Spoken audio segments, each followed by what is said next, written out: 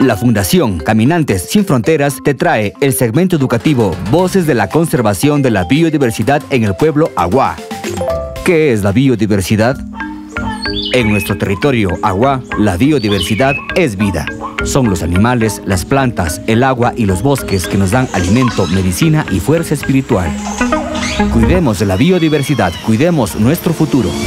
Es un mensaje de Voces de la Conservación, con la colaboración de la Federación de Centros Agua del Ecuador, el apoyo del Fondo de Alianzas para los Ecosistemas Críticos y Fundación Futuro Latinoamericano.